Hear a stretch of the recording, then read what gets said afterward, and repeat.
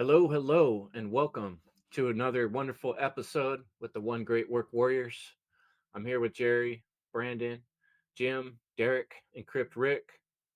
And this week we came to you with a special episode about some of the more difficult topics that we run into being human beings in this realm. And that's dealing with ethics, morality, and values. And this is a topic I brought up because I've noticed over and over in various conversations and presentations I've watched that all of these words get used interchangeably and they can be somewhat confusing. And I find myself, for the sake of like thinking carefully, like using the trivium, for instance, it's important to gather our grammar first. And then that way we can then think, what is the logic, from this grammar that I've gathered? And we can go back and forth and have a way to compare something, and it's the same something that we're all comparing. And that's the difficulty with words, because words are not always there's not always just one ironclad definition. There's a modern usage of a word, and through time, language, religion, words get shifted ever so bit over the years, in different writings. So we're always trying to go back and look at the etymology of words, try to figure out where these words come from, and then what's the essence of their meaning, so that we're using, at least if we're all using the same word, that we're all using the same definition or meaning when we're talking, or at least we're able to define the difference. So, in order to get this jumpstart this conversation, and I needed some clarity in my own head, I went on four different sources, and I drew from the Oxford English Dictionary, the Merriam-Webster Dictionary, and the Cambridge Dictionary, and the Collins English Dictionary, and I put them all on a graph. The definitions from their first definition, their main definition of each of these words, right next to each other, so I can compare and contrast. And then below that, I took the etymologies from four different etymology etymology derivation sources and put them next together. And what's interesting is that this process of putting together this graph really illuminated some things for me, that part of the reason that these words get confused and mixed up is because the definitions do the same thing. And for instance, when we look at the Oxford English Dictionary, it defines values as principles or standards of behavior, one's judgment of what is important in life. So you look at Collins English Dictionary on values, and it says your values are the beliefs you think are important in the way you live and work. So even between those two definitions, there's kind of a big gap or difference. When you look at ethics, I'm just picking two for to keep it brief here. The branch, this is talking about ethics from Oxford, the branch of knowledge that deals with moral principles, moral philosophy. So values was the judgment of what's important in life, and ethics was the branch of knowledge that deals with moral principles, the philosophy. So, that makes it really hard to tell the difference from my point of view, the way Oxford's defining it. Collins English Dictionary called ethics the moral principles that govern a person's behavior or conducting of an activity. So, moving on to morality, Oxford English Dictionary called morality principles concerning the distinction between right and wrong, or good and bad behavior, a particular system of values and principles of conduct, especially one held by a specified person or society. And then back to the Collins English Dictionary, morality is the belief that some behavior is right and acceptable, and that other behavior is wrong. So I was kind of frustrated, honestly, to look closer at all these definitions, because I was looking for something that wasn't really there. And that is that most of the definitions do keep this in the realm of beliefs. They use the term beliefs to almost make it sound like we just decide as people what's moral and what's good and what's ethical, and then how we apply it into our life is, how we express our values, our behavior, right? But when you look back at the actual etymology of these words, all these dictionaries that I looked them up, all four of them virtually agree um, very directly with. They use pretty much the same terminology. Values comes from valere and valeo, which is either to be strong or to be worthy or to be worth, to have worth. Um, Ethics comes from ethikos, mainly, is where they all point to, which pertains to morals or moral character. Or ethos can even mean custom or habit. And then across the board, they all say that morality comes from mos, which means custom or habit, which is basically very similar, almost the same exact thing as ethos or ethikos, custom or habit across the board for the derivation of morality. So, just kind of laid down some foundational brickwork there of what I found out there in the modern dictionaries online, and I hope that helps get the conversation started.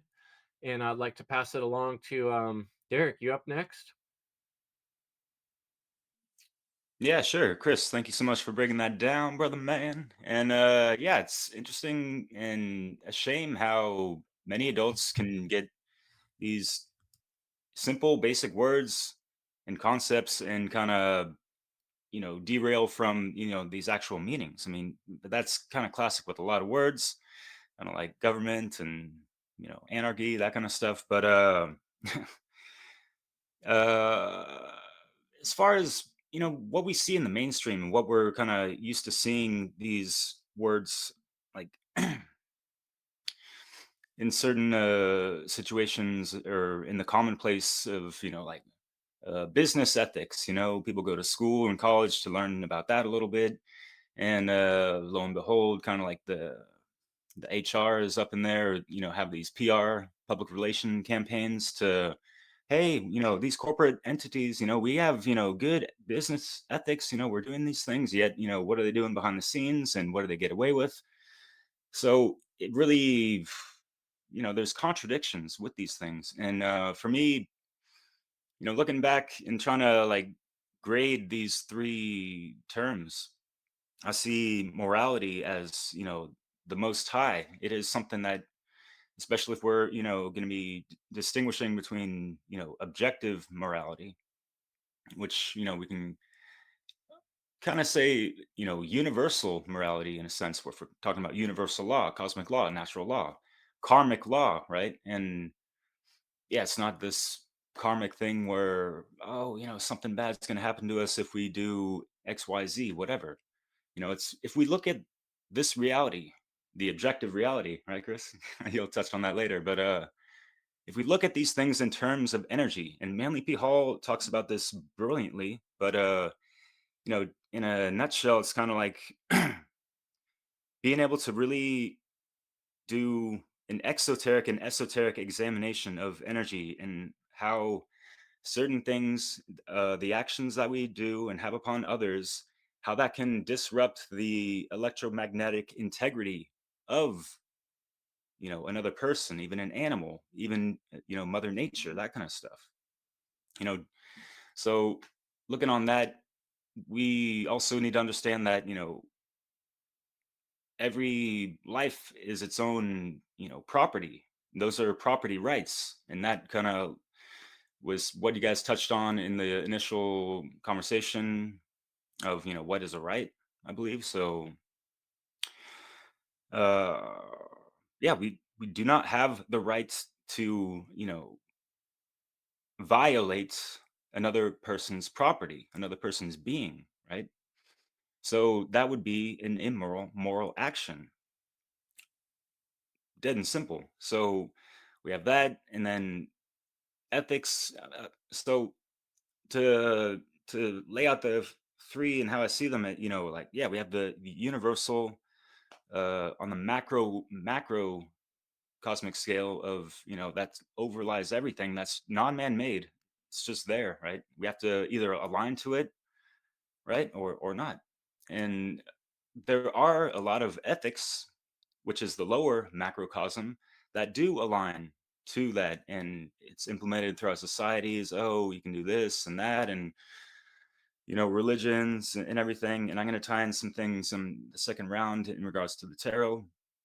But yeah, and then values are more on the microcosm.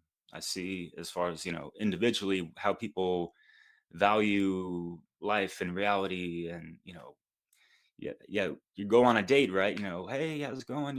What are your values? What do you like to do? All this stuff. And that's a really mundane example. But what are the common people say when they're talking about values, right?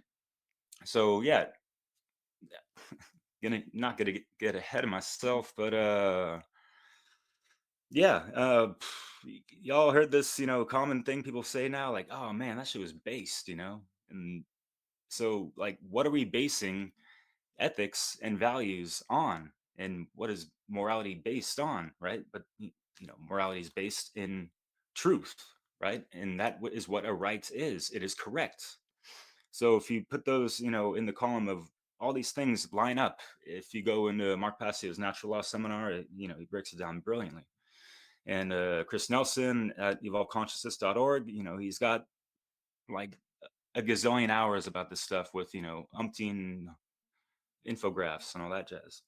uh Much respect, yo. So yeah, I'm just gonna pass it off right now. So who wants to take the mic, yo? JJ. I know Brandon's gonna anchor the first round, but yeah. Crypt Rick, I know Uh, you've been thinking about stuff too, but well, yeah, I can definitely go. I mean, it's interesting. I'm glad that Chris. I love the way Chris broke down the definitions and I'm happy that a lot of the definitions that he was saying ties into the discussions I was having. I was telling you guys before we started recording that the last couple of days I've had groups of friends over, and this is what we got into. It was specifically for this was to talk about these topics and these words, and it was very interesting how we kind of were bouncing back and forth, which is what I thrive in. I thrive in that environment where I'm in a group with a group and just bouncing things off of each other and talking about it. And it was really interesting that a lot of what the definitions that Chris said and what you just said are very similar. And so I wrote down a few of the things that because I enjoy asking people that maybe don't know Mark Passio's work or some of the other people we talk about. They don't study it, so I want it gives to me it gives me a gauge of what the everyday person thinks on where they think the definitions mean and stuff. So I find that really interesting, and to me it gives me a good, like I said, gauge of where people's at. And so when we were talking about values, we were basically what they were mostly saying was that you determine your values based on your morals. And the thing about values is that they can change many times over your life. And I found that interesting because I think when I think of values, I think people, and I think everybody's values are different. Some people value money, some people value family, some people value honesty, some people value truth. And I think if you go around and ask people, you're going to get a lot of different answers of what they value. So that was kind of what we were talking about in this group was that values change and can change. Whether in circumstances, whether you have a child or you get married, I think values is a really big was a big part of our discussion of when, at least for my discussion I was having with people. And so I found it really interesting that what they were saying about values. And then when we got into morals, it was kind of like they were saying your morals are determined by the people around you, uh, especially from the time you're basically born. So you got, who do you have? You have your family, you got friends, you got teachers, you got just basically the environment around you. And I tend to agree that your morals are starting to be shaped by that. So this is a really important key time to start basing these morals, these proper morals, in the at a very young age, because I think it's gonna really shape who the person is. So I found that really interesting too. That we got into a lot about morals, and if your moral compass is off, it's going to definitely affect your values, and it's going to affect your ethics. Everything is going to be compromised because we're dealing with right and wrong in a lot of the cases. So if your moral compass is off from the get go, then you got problems, and we talk about that. And then finally, because I don't want to go on too long, I do apologize. But ethics was a really interesting one, and this is and I can what I came to ethics, and I'm thinking about what I thought of ethics is how you handle yourself in any given situation, and it's part of your character. So when I think of ethics, I'm thinking, what are you willing to do to get to your goal? And are you willing to compromise your values, your morals? Are you willing to do whatever it takes to get the job done? And I think that's where a lot of then and I was saying to you guys too, like it all like the Venn diagram, like Chris is gonna explain, it all kind of bleeds together. These things, these three things really start intersecting with each other, and that's what I started realizing over these last couple of days of discussions is we start really bleeding together. So I thought that was really interesting. I thought that ethics, like that's what I always took ethics as, is what are you willing to do to get the job done? Are you willing to stand on your morals and not compromise and stand firm no matter the repercussions of it? Or are you willing to sell somebody down the river or hurt somebody to get what you want? So that's kind of where I'm coming at it from. So I'll pass it on. That's my thoughts. Yo, yeah, thanks, Rick. Yeah, like you guys have all been saying, like the first thing when I started looking into these definitions and everything is my head started spinning, and I was like, this is like spaghetti, right? Or word salad, you know? And something I came across, and I kept hearing you say it, Rick, and I know that you know about morality being objective and all that, but you kept saying morals. And like I was thinking like this subject is ethics, values, and morality, but it was like if it was going to be more congruent, it would be ethics, values, and morals. So then I was like, oh, let me look up morals like on its own. And then that kind of just like morality is about what's right and wrong, but morals is about beliefs. But if morality is objective, there are no beliefs, right? So that was like getting really frustrating for me was that if you told anyone like to go like look into this, like tell me the difference between ethics, values, and morals, they're gonna kind of just come away with oh, it's just pretty much all the same thing. You know, like because they all kind of like have belief in there. And then like there's moral values. So I think like that's kind of what you're getting really trying to say is moral values. But people say, oh, like what are your morals? And then it's like beliefs, right? So like that was if anything like doing this was getting frustrating for me because it was making it seem even more hopeless that because there's so many people that don't even think about morality at all, but they live in this more relativistic belief system.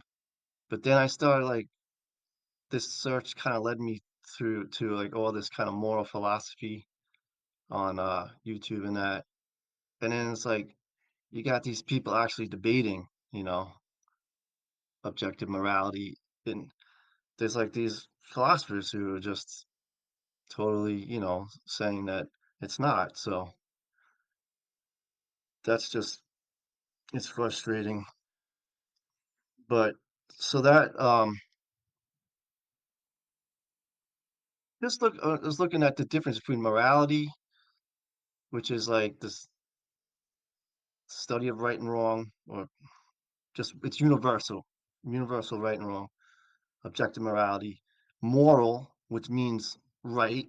If you look it up, it means right. But morals, you put an S on it and it just becomes about like beliefs, which like fucks the whole thing up when you put an S on it, you know? Because Right. if it's right, then like what are your morals? Then like then it becomes your beliefs about it. So as far as ethics is concerned, I definitely have seen that it's like a lot of times in organizations, like organizations have their code of ethics. Like you know, been into the world of permaculture. Permaculture has the three ethics: people care, care of the earth, and the third one has to do with limiting consumption, and it gets very controversial, and people don't agree on that one, which is something I see also like where I work. There's a there's a land ethics that um not everyone's following, stuff like that. I see where even when people organizations put ethics forth, they don't even follow them, or they don't even really understand them. Well, um, and values is I feel like values is the easiest one to separate, because like that definitely could be based in beliefs, where we spoke about this, where one man's trash can be another man's treasure. It's like there's values are definitely subjective. Um, Also, ethics is, I've seen a lot in the definition. It's the philosophy of morality. So it's like morality is the foundation of all this. It's not like um, morality is the philosophy of ethics. You know, um, I don't know. I'm getting confused, but um, so yeah, there's all these kinds of things when it comes to values too. Maybe I'll get into that later, but I'll pass it to Jerry. Thank you, guys. Having a bit of lag, so I'm gonna close some tabs real quick.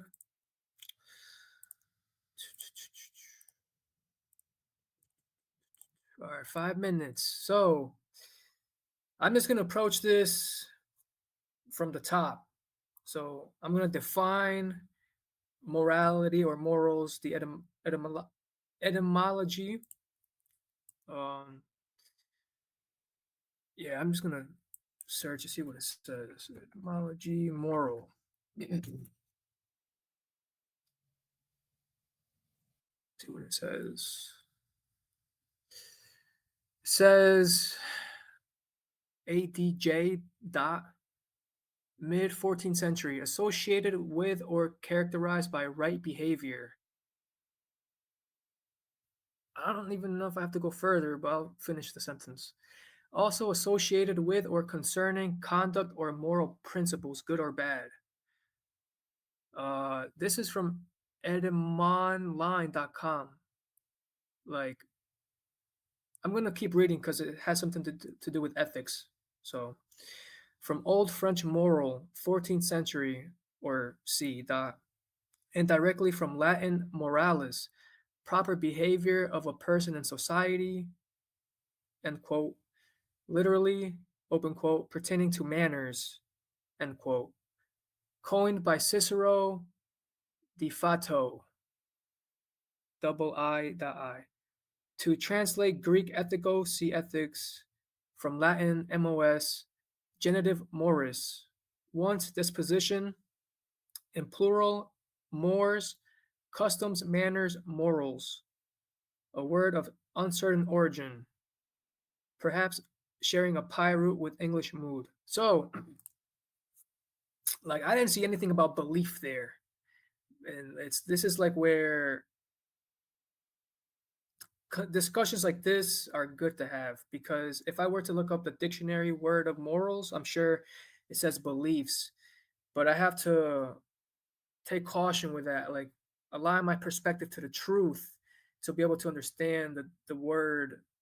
So I agree, morals, like as far as I understand it, it's knowing right versus wrong. And then wrong is essentially stealing from someone else or other people. And that has to do with the real deadly seven sins, which is murder, theft or robbery, um, coercion, lying, um, deception. What else? Damn, I'm on the spot now. Yeah, essentially trespassing, and there's others which I can't think of for some reason, but It's basically don't steal, and those are the morals, and that's the foundation. Those are the principles. And I do want to read the uh, principles etymology.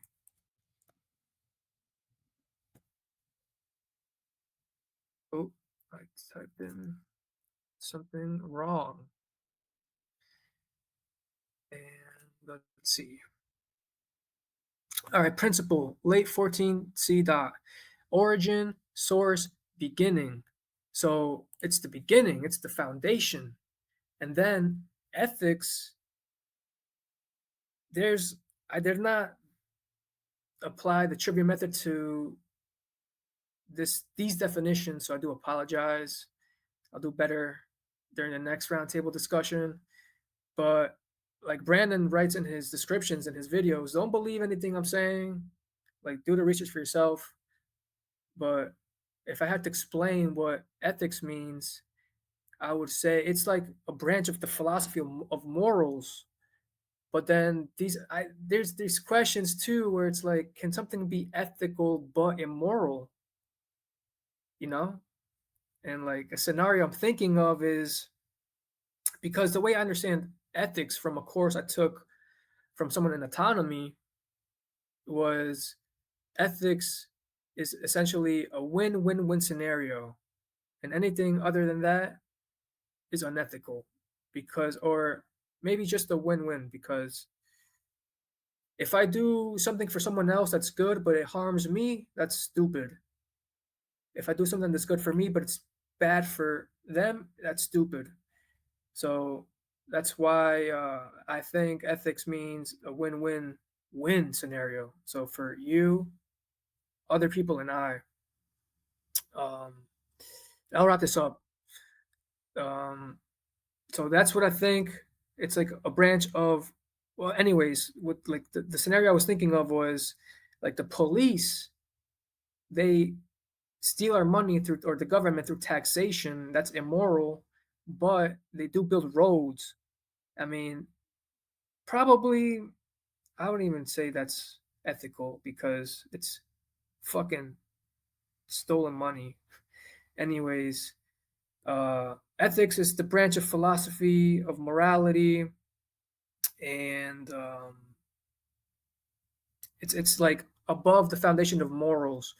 And the good way Joe Murray put it was, first of all, prayers to Joe Murray. Hope he's doing better. I heard he was feeling ill, so good energy towards him. But I watched a video of his talking about ethics, how we need to understand this is, for example, I see a bum in the street and I could initiate a conversation with him, and then that would be ethical. Maybe give him something to eat. And then values, the way I see it is like what's valuable to me, and that it's totally objective to me. And you touched on this, Rick. You said Mark Passio asked people what they value in life, and like people wouldn't say the truth. And I caught myself, that was not in my, because I filled out 13 questions to know what I value, and truth was not in one of those. So I fell for the same thing. But values do change, and that will be in there. But I'll pass it to Brandon. Thank you. One ways that I wanted to approach this topic was not necessarily from a mere words or, from a grammar, in a sense, like a logical means, mythology and understanding the myths and how they wanted to bring about an understanding and symbolism and these concepts and these meanings in nature and aspects about ourselves. So I wanted to approach this from this way of thinking to try to get people to understand this concept of morality, of values, and of ethics. So one of the teachings that was taught about in many traditions was the teaching of two aspects in nature. One was considered the loving force. This was, personified and portrayed in the goddess of Isis, or Mayat, or many of the feminine tradition terms. And the same goddess, the same aspect of nature, would also have a counterpart, and this was Ishvet, or the form of nemesis. Same aspect of nature, just different forms, different versions of how objective reality is going to give us the same experience back that we are putting into it.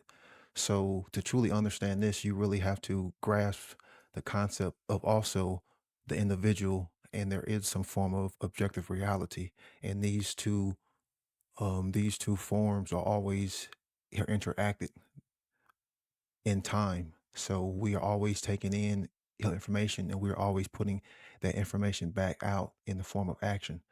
So, in understanding these two concepts are in the Mayat form, because she represented truth, she represented morality, she represented harmony, she represented um, knowing her laws, knowing the way, knowing concord, this aspect of love and being open to receive. Because if we understood that on an individual level, then we could start to perceive objective reality correctly. Because if you perceive objective reality incorrectly, what is that going to do for your own understanding? What is that going to do for your own means of coming to understand the objective world? If that is diluted, or if it's controlled, or if it's obfuscated, or if it's distorted, how can you come to understand what is true versus how you will not come to understand how what is false? So this myth was used as a story to try to get people to expand their way of thinking, to see things in the whole, and understanding, that there are consequences for our species, and also understand that you are that form of chaos. You are that microcosm putting things back out into the world. And there is a correspondence, a correlation in the whole and in the individual. So, in this teachings of Mayat, if you understood the importance of truth and you align to her teachings, which were the teachings of morality, about, people say balance, but I like to say the form harmony, because when you think of it, it's it's a pattern, it's a tone. So you harmonize with it, you integrate with it to become one. To where if you're talking about just balance, we can never really be on the same plane of natural law. Natural law and morality will always be above us. So it's up to us to integrate that teaching, to harmonize with that teaching. Then by way we start to harmonize more with the objective reality, because the objective reality is objective truth, because it's all things that have ever existed, all things that have occurred, and things that are occurring now. So if we do not have that basic understanding, if that means is blocked off, then we cannot come to harmonize or even understand the objective world. So in these teachings, they would help you cognize and imagine things from a more holistic, right brain hell approach. That way you can see and measure things. That also too, if we take in Mayat's counterpart, which was Ishvet, her chaotic form, her destructive form, this comes in the form from the receiving. We're going to receive those same forms that we put back out. Keyword free will. It's the choice. You get to choose between Mayat, or you get to choose between Hel Ishvet, based on your ignorance, on harmonizing with the objective world, which is to harmonize with the truth. So you are harmonizing with illusions, you are harmonizing with untruths. So then, therefore, you have a blurred way of how objective reality works. So then, therefore, you can't even take in objective information. So you can't even come to an understanding of that which is true and that which is false. So then, therefore, you would get ishfet, because you would buy into more and more bullshit illusions. You would buy into things like moral relativism. You will buy into forms of external authority, because you are in ignorance, because you don't understand how to interpret and come to an understanding of these objective things, but you don't know how to perceive them correctly. And that's what this myth was about, is understanding how to perceive correctly, understanding how to take in this information correctly. And truth is hell important, because if you believe that there is no truth, then you will always come to a subjective form of retardation, or an inaccurate form of of perceiving the objective world. It will never ever be able to blend, because you would just fall into perception is everything. Perception, then you can start to create anything. You can start to change the definition of words. You lose sight of meaning, and meaning is what gives power. And this gets into what Chris talked about, is we have to understand the words that we use, because the words are the grammar, you know. And then this gets back into the trivium, is learning how to structure our grammar correctly. You have letters, you have spelling, then you have words. Well, you put those words back out. If you can control those words, then you can control the way people are going to perceive her reality, since those words are pretty much a reflection or reference of her reality, just like symbols. You give them an ignorant version of the understanding of symbols, therefore they can never really come to an understanding of the symbolic nature of objective reality and ourselves. So that's what this this mythology was supposed to be about. And these two teachings was teaching us that there is an objective world and there is a subjective experience, and we have to harmonize our thoughts, our emotions, and our actions with the correct moral right knowledge in order to get the correct moral right return in the collective, because we are always putting things back out into reality. We're always creating.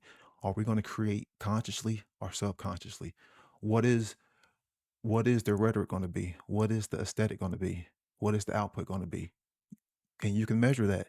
Is our output, is our hell aesthetics based in beauty? Hell, is it based in anything good? Or is it based in shit? Is based in tyranny? We are losing beauty. We are losing creativity. So that's a reflection of the third stage in the trivium.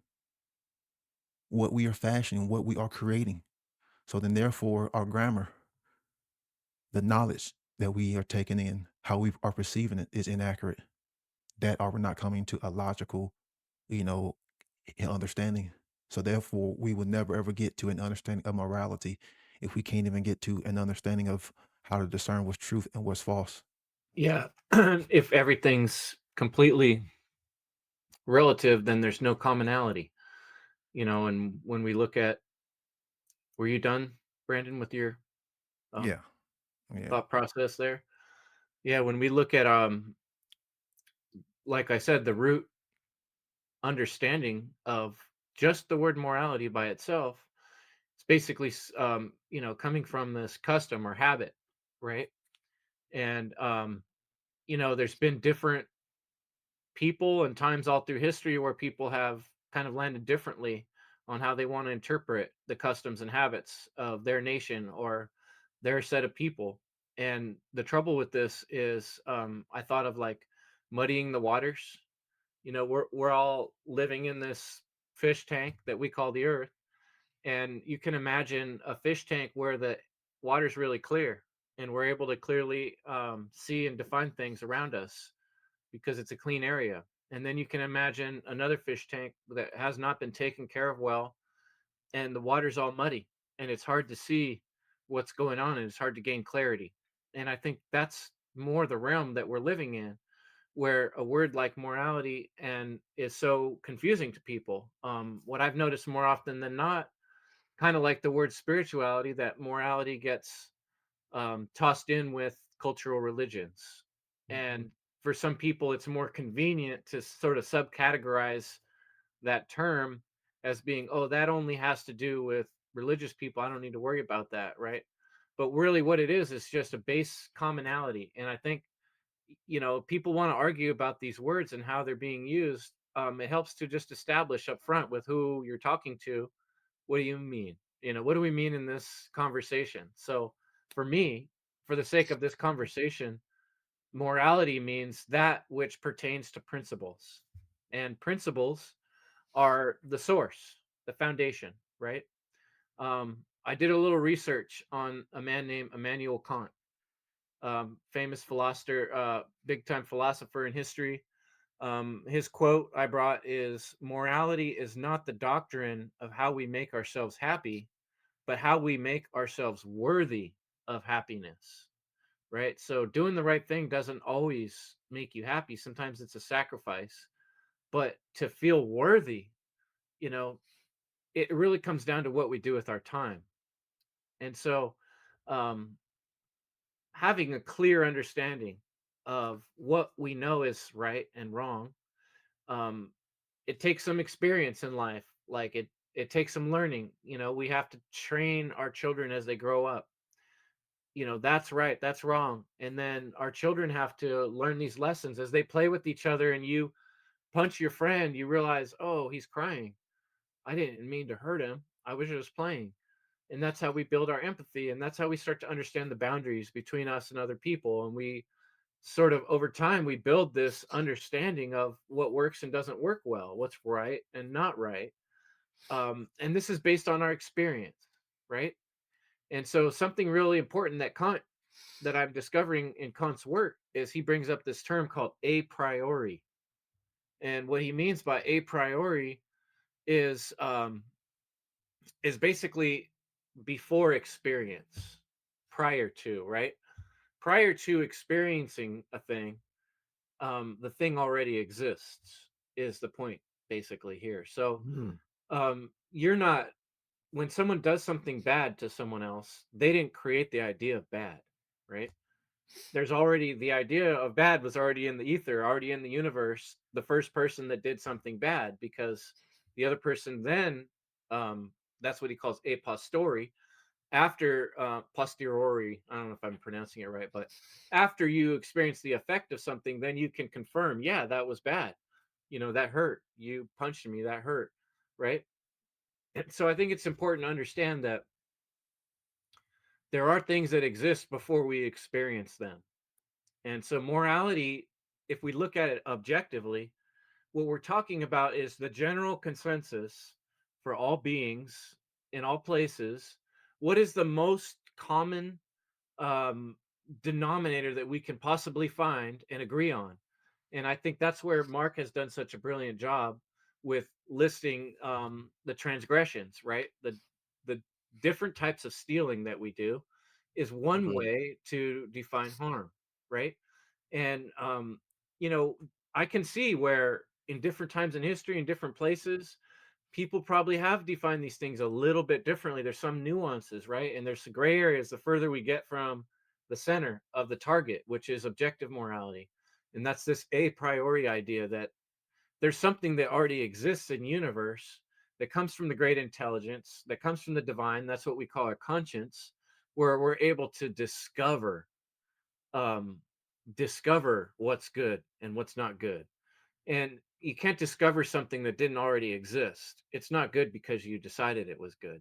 It's good because you discovered, oh, that's how it worked out, the consequences. So I think, like, I agree with what Derek said, that morality is the base structure of what we're working from, the commonality that we can all see. Like, obviously, you shouldn't rape children. Like, who wants to make that argument that that's good? That's just silly, right? There's some things that we can find that are very common across the board. All religions see them too. You want to disagree with them or not, but they all do agree with certain base other people. You want to other people to be treated the way you want to be treated. You want to be treated the way everybody else should be treated. You want to find some commonality, and that's why we have this idea of morality. And the more objective we can be about it, the closer we can get to the divine. And, we can't get there 100%, but we can agree on some pretty basic things, you know, and that's what we're getting at with this stuff. So when we agree on these basic principles, these things that are before us and outside of us objectively, the closer we can get to that by having these discussions, by defining these words, then we can kind of figure out how we ethically make decisions in our life. And that's where I feel like ethics comes in. It's the application. It's how we weave it into the particular things we're doing in our life. That's why, like you said, businesses have codes of ethics. Nurses have their own code of ethics. Engineers have a code of ethics. These are people's um, extrapolation from morality. How do I actually express it in my life? That's where we form ethics. But ethics um, is strictly dealing with morality, which is strictly dealing with principles. That's the way I like to explain it because it would make sense. And I even drew a little graph, like a Venn diagram. And Venn's this dude from the 80s who came up with this way to conceptualize ideas by using circles within circles and circles that overlap one another. And I find it to be a good way to think through these thought processes. So when I drew morality and then I drew ethics, I realized that in my interpretation here, ethics is always an aspect of morality. If the ethics aren't attached to morality, if they don't come from morality, it's not really ethical, you know? And so values, on the other hand, we can value things that are good or bad. One person might value destroying the town next to them because it creates more farmland, right? Now that's not what we call good values, because that word does get a little tricky. People use it interchangeably with ethics and morality. So, we have to be careful and define up front what we mean when we use these words, is all I'm saying. And the ultimate application and reality of how this translates into your everyday life is, if you have a good, clear, like I said, you can see what's right and wrong and you're clear on it, then you can guide yourself into making decisions that are in alignment with that clear vision of what's good and bad. And so then you can create a code of ethics that makes sense. And then what you do with your time in your day-to-day life is what you value. And so if you value stealing from people and you spend all your time stealing from people, that's what you're doing with your time. You're becoming less and less moral, and you're bringing more immorality into the world. Whereas if you value learning and teaching about truth or seeking freedom, then you're having the discussions we're having, where you're trying to work out the details on this stuff and then explain it in a way where it's simple enough that other people can agree. And that's really what it comes down to, is finding a way to find the common denominator of what's right for all people, so we don't keep leading ourselves into worse forms of slavery, which has been happening all through history. So yeah, I think we made the rounds. I think we're back Awesome. to Derek, unless somebody else wanted to jump in. Yeah, does anyone want to jump in? I got some good stuff to follow up with you, Chris. If anyone's got something hot off, they want to pull off the press of their chest. But yeah, Brandon, I love the fact you brought up Mayottes. Man, that was awesome. But yeah, so here's an interesting thing. Going back to Chris, what you're talking about, and like, all right, so we can look to the past and look at certain times throughout history of what people thought were ethical at that time, and we run that through the trivium. I mean, it's not just about the who, what, where, when, why, and how, but also looking at the logical fallacies and how that plays out today, and how people justify certain actions that are in the wrong, that are immoral, but they might think it's actually ethical because at a certain time, maybe owning slaves was ethical, or cannibalism was ethical, or all these different things that could be tribal or whatever, because just they're man-made things that are not necessarily aligned to natural law, objective morality. So when people, but Chris, I do agree with you on how you broke that down. It's just a shame how, you know what I mean? People are going to claim something is ethical when it's not, unfortunately. So, yeah, like that's a good way to, take it to the trivium as far as looking at logical fallacies. People today are going to appeal to tradition, past, uh, appeal to authority, when a lot of authority out in the world is immoral. These false figures of authority claiming ownership over our property and trying to mandate some fucking bullshit that's claiming ownership over our bodies, telling us what the fuck we can or cannot do, what we can put into our bodies, and if we have to have certain things just to go back to work, whatever the hell, since the dawning of the Rona, the lockstep bullshit. But what was I gonna say? uh pick a card. So yeah, I picked out some cards to represent our. This one's for values. The Knight of Pentacles, Earth element sign, and just yeah, it's on the minor arcana, and I picked this because the values are more of applied to the individual the most, and that seems to be the most subjective, right? So yeah, it's basically he's got a property of Earth in his hand. How does he value that? What is he gonna do to protect that? And all that jazz. And going back to what you mentioned, because I was hesitant to pull the major arcana card for the courage or strength card.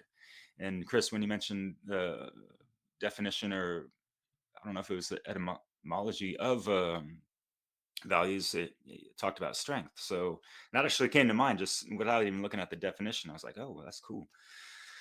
So yeah, Yeah, people value, the etymology was strength or worth. That's correct. yeah, so people like, what are you worth, man? Like, and going back to the dating, isn't it funny how like today you hear like, oh, I'm a high value man or a high value woman and all that stuff. But how many of these people actually value truth as their top three? That kind of shit, eternal principles, axioms of fucking truth that goes beyond any man-made stuff going on, that just governs reality 24 fucking 7. And if we're not aligned to that, we're not in harmony, as Brandon spoke about. It's unfortunate. So yeah, man, keeping it light as a feather is the way to go, yo. So the ethics, you hear a lot about that with the religion. I had that initially, the Hierophant's card. I was really hesitant on saying that initially in my first round, but yeah, it is a false authority figurehead, right? Punk ass popes and shit. But I also had the still within the minor arcana, just the King of Swords, and because a lot of times we can over intellectualize things and be too imbalanced on the left brain of trying to over rationalize how man's behavior applies to natural law in a sense. So yeah, over time, it's been trial and error, Chris, like you said, and today we're so fortunate to learn from so many mistakes of the past, but how many times is humanity still putting their hand on the fucking burning stove and shit like that, right? So yeah, and then boom, Brandon, nice t-shirt, brother. Representing Mayats. This is objective morality right here, centered perfectly between the pillars of enlightenment, self-defense principle, masculine, and care with the feminine, with that sword of truth. And yeah, the king's got it, but he ain't that on that justice card level. But yeah, that's just something for folks to glean on. Anything else right now? No, y'all can go. Anyone I'll take pass it. it up? If yeah. Um when we're talking about morality, we are talking about a word that has been associated or, describing what our behaviors are. Of course, correct and incorrect. So in order to understand this, there has to be a level of knowledge, so there has to be some level of discernment. There has to be some level of judgment. And that's the thing is when we talk about morality, if it is a word that is associated with action and behaviors, then it also has to come from, like the mental structure. So there needs to be knowledge. There needs to be some form of discernment. There needs to be some form of judgment. Because if you take the discernment, if you take the judgment away, then you just have input, output. There is no processing. So you can't take away that middle part of the trivium process, because then there is no logic, there is no understanding. Then you just produce little order following robots, sort of like we see today. So in this judgment, in this discernment, we have to take in this knowledge that we take in from our senses, being able to perceive. And of course, you can take it in intuitively, so that comes down to understanding what preferences are too, because we are also told that preferences are really what morals are, but preferences are just a way for us to prefer things because our preferences are going to be based on our perception. So that's coming from this subjective way of trying to understand a reality, but you're doing it from an incorrect way. So that's why they put a lot of emphasis on just perceive. Perceiving something is not really judgment. You're not really making a discernment. Perception is just taking in the information, but it hasn't been broken down. It hasn't been filtered. It hasn't been, you know, it hasn't been added to. It hasn't been taken hell away from. It hasn't been gone through those parts of the logical fallacies. It hasn't gone through the thinking and all of the stuff that goes in the logic form. So perception is that key part of us taking in the information. So hell, again, is it's important that we don't let that key point of perception get controlled by external influences. Because once that perception gets controlled by external influences by way of religion, by way of government, then that's going to retard, that's going to um, water down or muddy our lens to take in information. They give you that satanic thought. They give you a limited form of what is possible. They give you a limited form of what you can create. They give you a limited form of what you are or what you can be.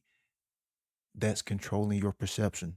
Then, therefore, you try to make judgment based off that incorrect version of your perception because you was given incorrect data. You was giving limited sets of data.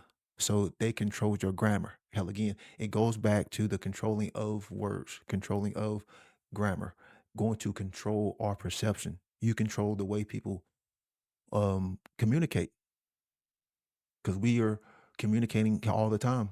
Every relationship is going to be based on some form of communication. We're taking in external stimuli. We are putting out actions. That's all a form of communication. Hell, rather it's through the senses or through the intuitive heart. So that's all going to be on the form of her relationship.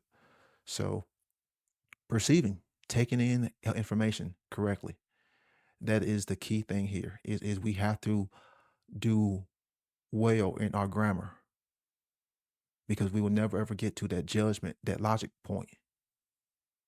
Because that's what morality is. It's coming to this understanding and you thinking for yourself to say, hey, is this action that I am about to take, that's coming, that's using that judgment to say, hey, am I about to engage in wrong behavior because I have recognized a pattern that's going to come from the consequences of that wrong behavior. That's where the judgment is. You can recognize the pattern that's going to come because that behavior always is going to manifest that same pattern. That's you making that judgment. That's you making that discernment. That's the free will choice. That's where people's perception is skewed because they've gotten people to buy into inaccurate, you know, definitions. And inaccurate definitions are going to create an inaccurate version of your constructed reality. Because then you are going to have inaccurate understanding of truth because truth is the objective reality. Then you buy into lies. So having that judgment is what's going to get us to that morality, being able to think. We can't leave out thinking, and that logical point, that logical mindset, because that's how we're going to always become more knowers or dive deeper and deeper into knowledge. That's the whole purpose of consciousness. You can keep going deeper and deeper and deeper because consciousness is infinite. Well, what we can come to know and understand is infinite. So coming to integrate objective reality, the more and more we do that, then the more and more we come to an understanding of truth. So we have to have that judgment, but our judgment is being controlled by our perceptions. And therefore, people can never even get to that basic understanding, and and they don't even take in the grammar, because that's what the trivium is there for, is for us to be able to come to an understanding, or at least come to a cognition of what's true and what's false. And if we always buy into falsities, we will never ever come to know what's true. So we can't even communicate anything to anybody, because you will have an incorrect understanding in communicating your reality. Because you can just say, "Oh, well, your definition is different than mine. So how can you harmonize?" That's that tone, of harmonization, is through the language, because that's how we're being controlled. The mind, the honey mouth, the sorcerer, he's good with his rhetoric. He's mastered the rhetoric. He's seductive, like the snake, good with that freaking verbal judo. If you're good with, speech, and you can construct language, man, you can damn near seduce anybody, because you can create a false reality and get them to buy into it, because you can make it sound so seductive, create this illusion in someone's mind, and then they buy into it. That's the seductive, because you lack the judgment to discern the correct information.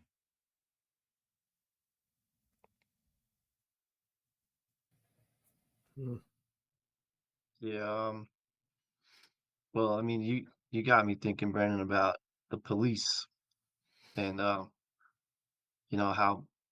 people value the police mostly and hold them in high regards, and that's their perception of them. But really, America was founded in fuck the police, right? Or our right to defend ourselves against them.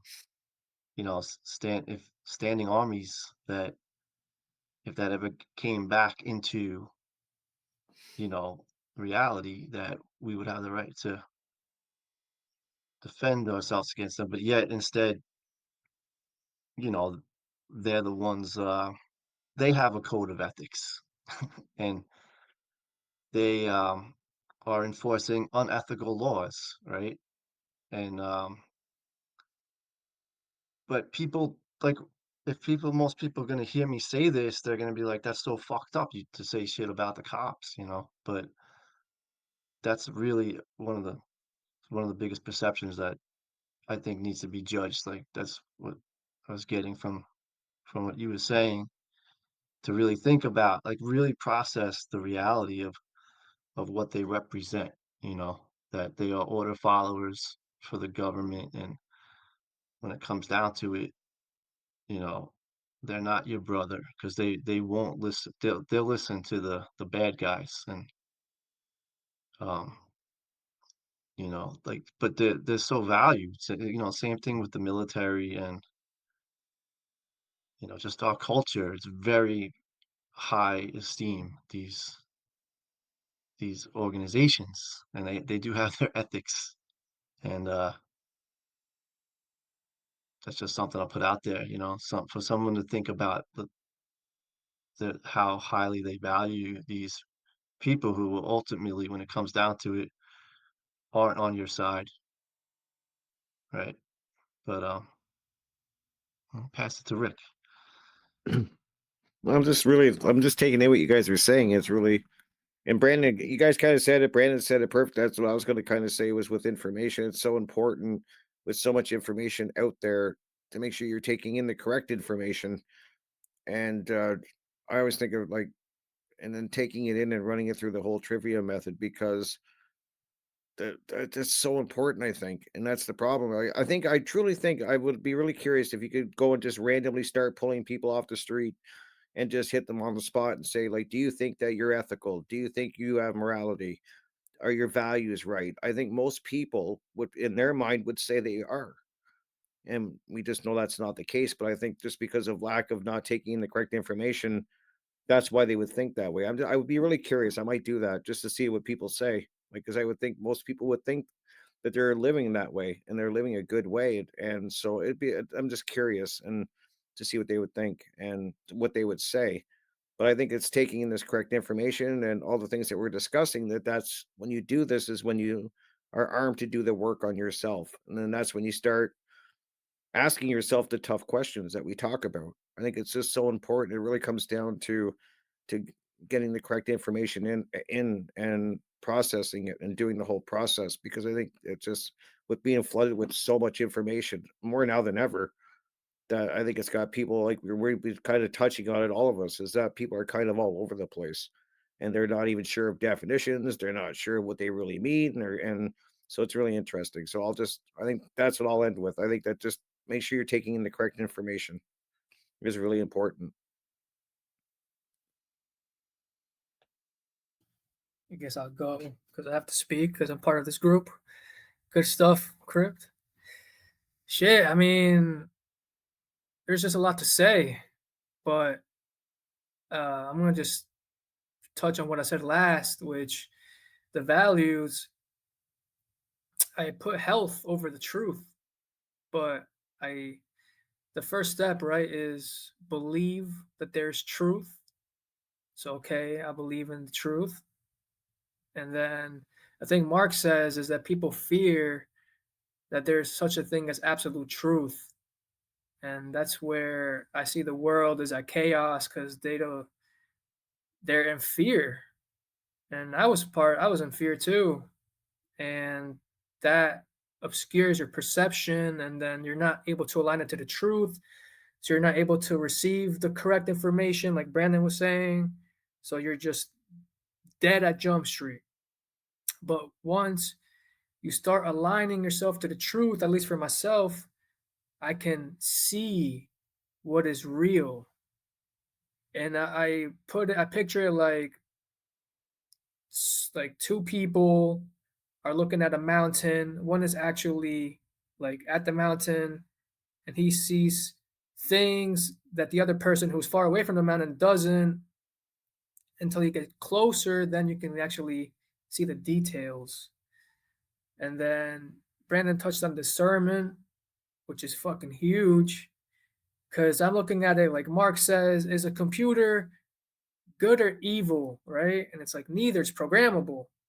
So it's like if you just fucking put a ton of information on it, like how the fuck is it supposed to run? You're supposed to organize it, right? And then it'll run according to how you want it to run. So that's why that part is super huge. And then acting on it, it's funny because as I was in the Navy, the saying was honor, courage, and commitment. And I want to apply that to my life for sure because I need honor, not like Barack Obama, right? To honor my word. And then what is the other one? Courage. Have the courage to speak out. And I have some notes which I'll share here. I'm going to just harp on morality because that's the most important thing. Yeah, let me touch my notes.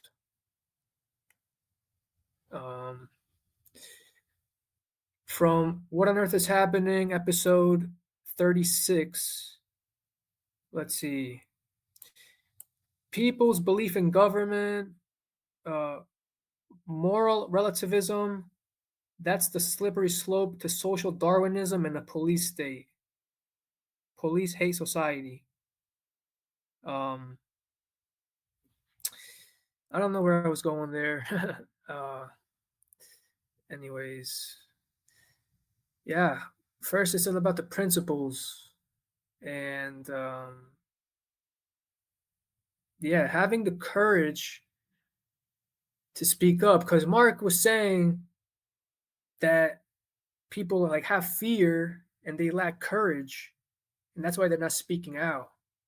But that's the solution, to speak out, talk about morality, and then embed it in people's subconscious, plant that seed, and then slowly keep just saying the truth, right? It's like you got to combat the lie. The truth is more powerful than the lie. It's real. And then it will flourish. Hopefully, that's the idea. But I think why I value truth is because Is there such a thing that we can lose? I'll say yes, but the truth will remain regardless if we exist or not. So, really, the truth is the most important. And then I'll say I value freedom for all. And then morality is how we get there based on principles. And then ethics is the next step, like how we treat each other, right? And you're right. I learned so much from just being here because I want to say, I know that ethics are moral, and that's correct. And yeah, I guess I'll just talk about solutions, which is teach the young, not perpetuate this cycle of abuse and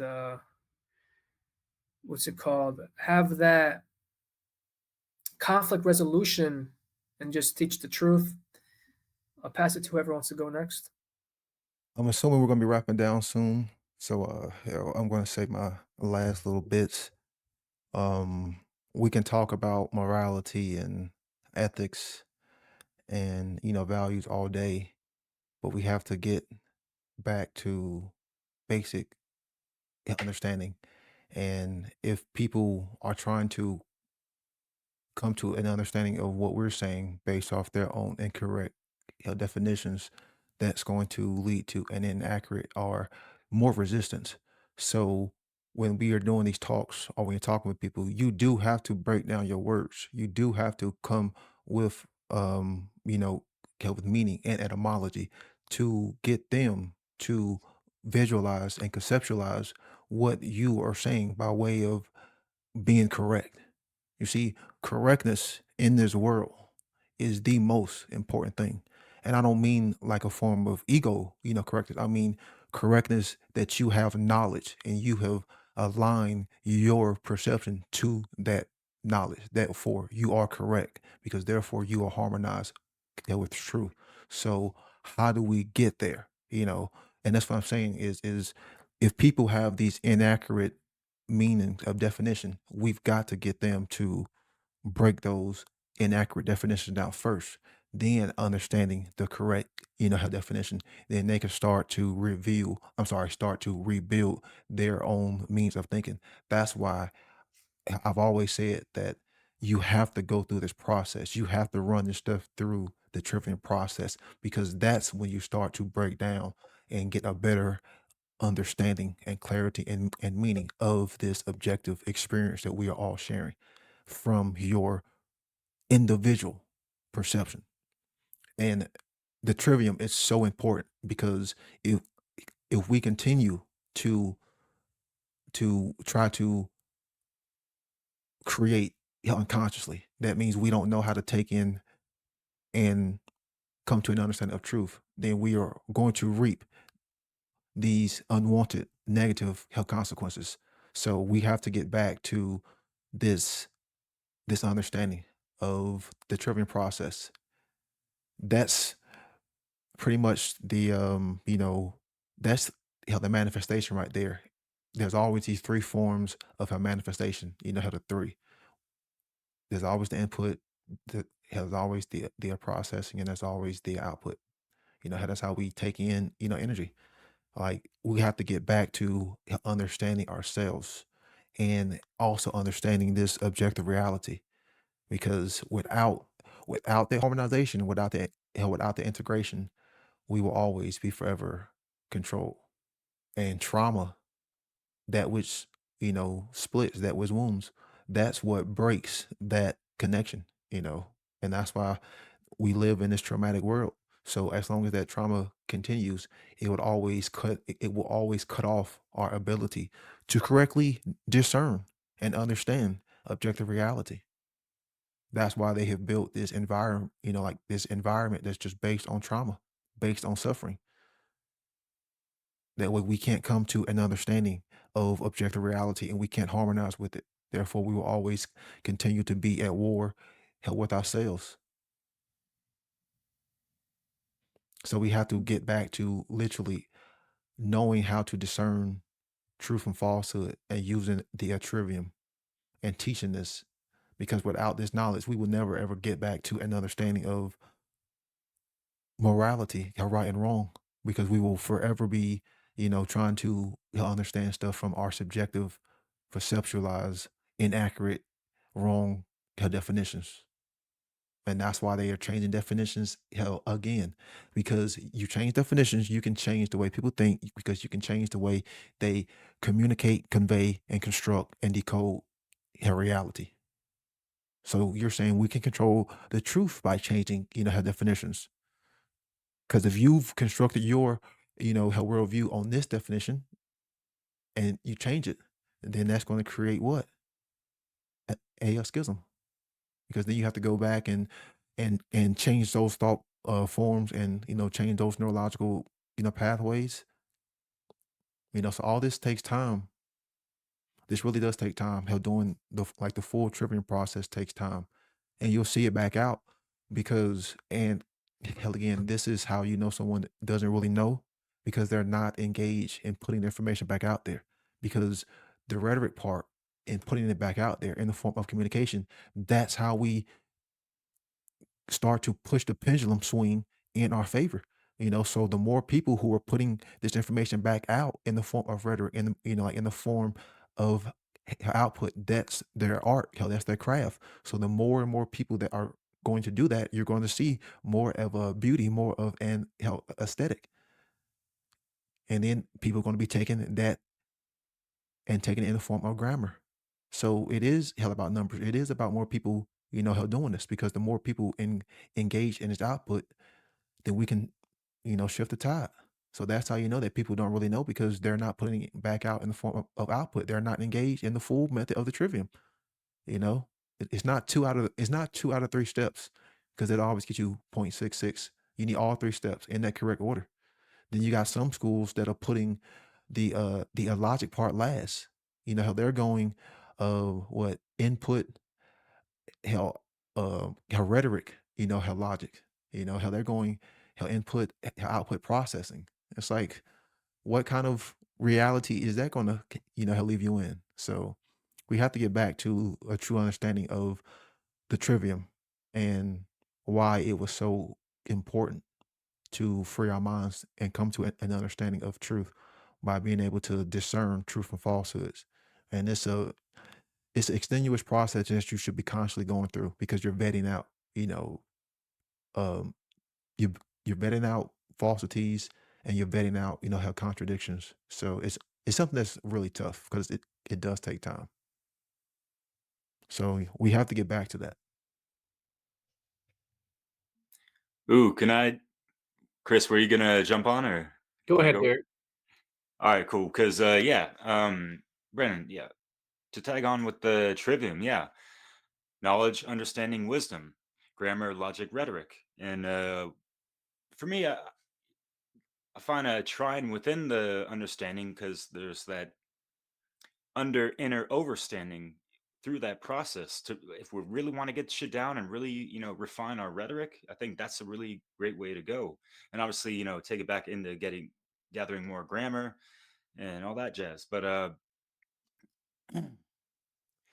as far as, like, yeah, Brandon, it's very important, the integration, and that is that process as well, and like really get integrating, because we've heard a lot of, lips flapping, or lip servicing, virtue signaling, about certain things, and people act like they know whatever, but it's not necessarily congruent and consistent with their behaviors sometimes, right? So yeah, if we really want to walk the fucking talk, yeah, walk it properly. I wanted to, well, actually, yeah, because that makes a good segue. Because yeah, for me, like, awakened, activated individual is really operating from their hearts, that awakened heart chakra, and for me, that also kind of represents, in a sense, that moral compass. Because when it's really turning and oscillating, in alignment with natural law, cosmic law, it's like kind of how we're supposed to be kind of just born with these codes of consciousness, that you can just it's an awakened intuitive feeling as well, and that goes into that divine feminine, which actually meant to say, like the masculine is self-defense, feminine is non-aggression principle. And too much of humanity has too much yang up in their thing, so it's that it's the contrary to the non-aggressive principle, right? But yeah, and yeah, with the Hierophants as well, since I'm on it, I meant to say, because yeah, y'all touched on it, Jim and Chris and Rick, as far as how people equate ethics to beliefs and all this stuff. And if we're really going to be 100% and call a spade, belief is the enemy, if you will, of knowledge and truth. So I wanted to share another moral compass, and I forget what this is. I don't know if it's Buddha or something, like the Eightfold Path or something like that, regarding right view, right intention, right speech, right action, right livelihood, right effort, right concentration, right mindfulness. And you could break that down and see how the trivium plays into that, with the three forms of human expression that correlate with that threefold path, and to a good degree. I forget. I did this years ago. It was a cool graph. But anyways, as far as yeah, right action, that's the rhetoric, right? Right concentration, if you will, is right thought, which goes into mentalism. Yeah, I'm reaching a little bit, but not. But these are the things that will keep us in a line to objective morality. Just like do no fucking harm. It ain't that hard. It's like pretty simple. And you can take it to, yeah, like certain religious doctrines have certain things, like the golden rule. Christy mentioned that. Another thing that I liked was, it's just called the Universal Moral Code by Kent M. Keith. Do no harm. Do not do to others what you would not do like them to do to you. Do not lie. Do not steal. Do not cheat. Do not falsely accuse others. Do not commit adultery. Do not commit incest. Do not physically or verbally abuse others.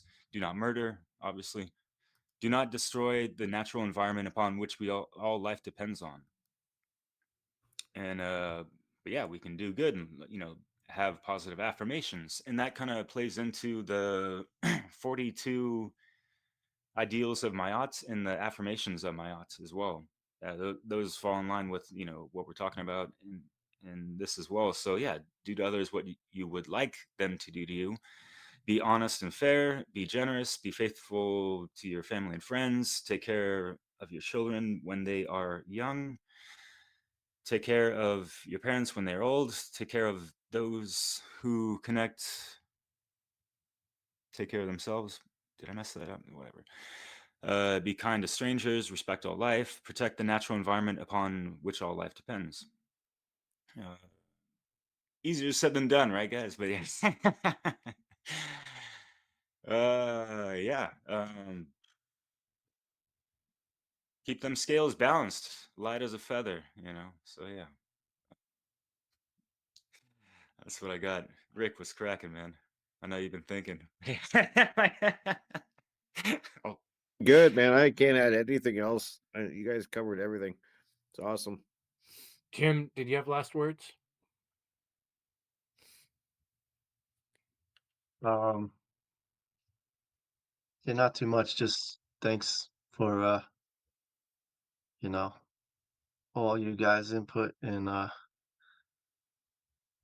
yeah, it's a tricky situation, but if anything, I think what we really want people to understand that morality is objective, and I know that's not something that's easily acceptable. And one of the best place to get your head around it is Mark Passio's work. That's where I, began the processing of that, and it's just basically based in, do no harm.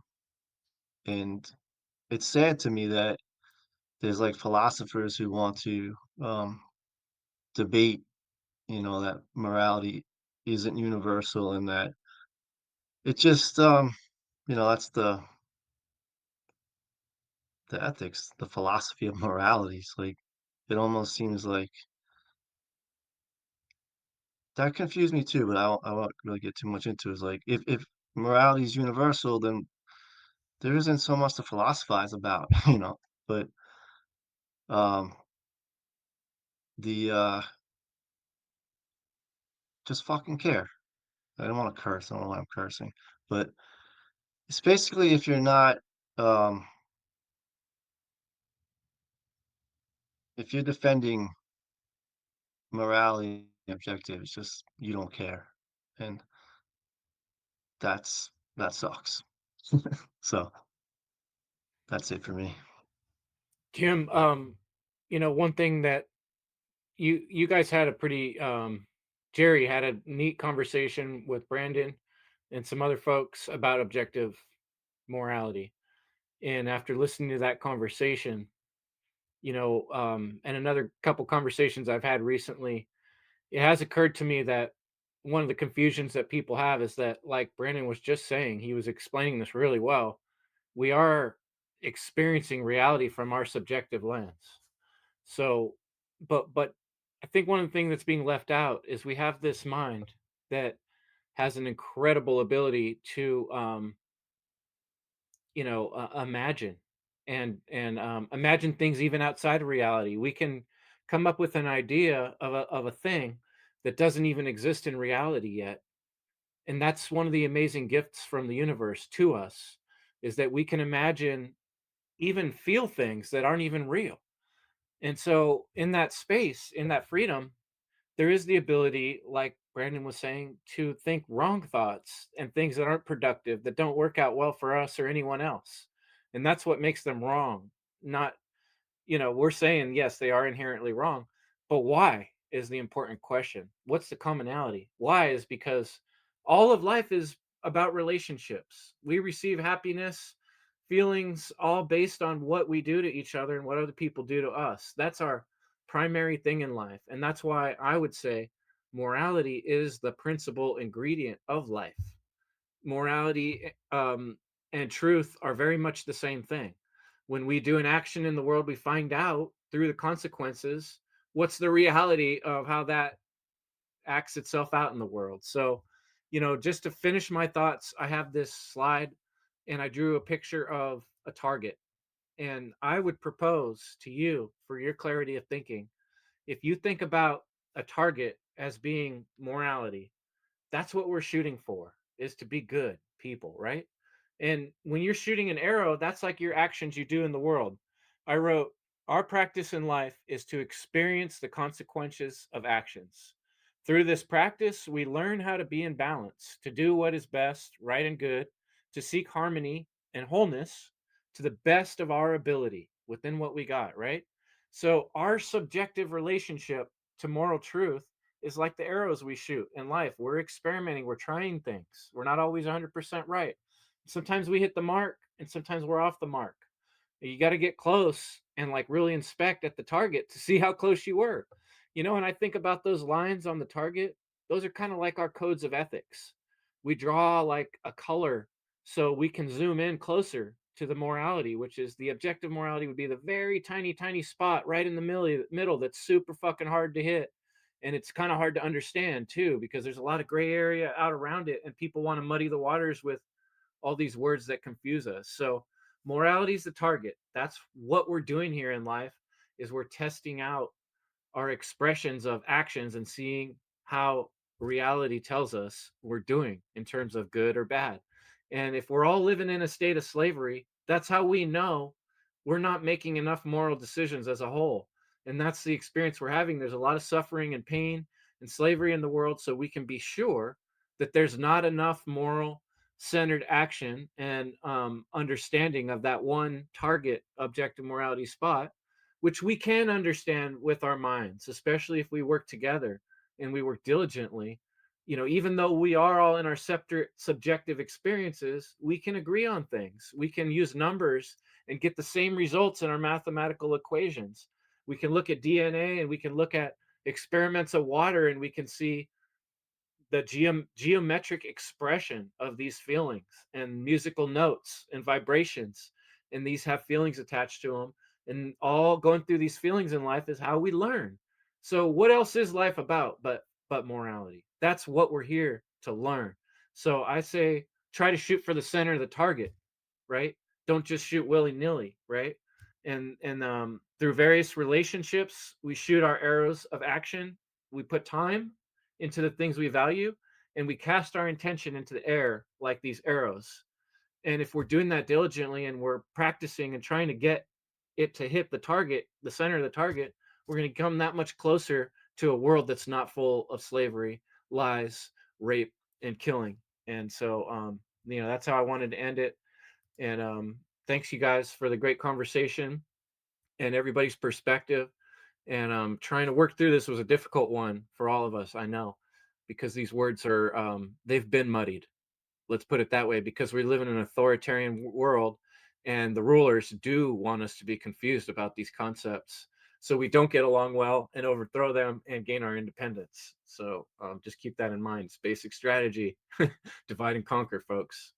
Much love. Work on your morality. Be able to define what your code of ethics is, and put time and energy into the things you value based on your morals and principles. That's the way I put it.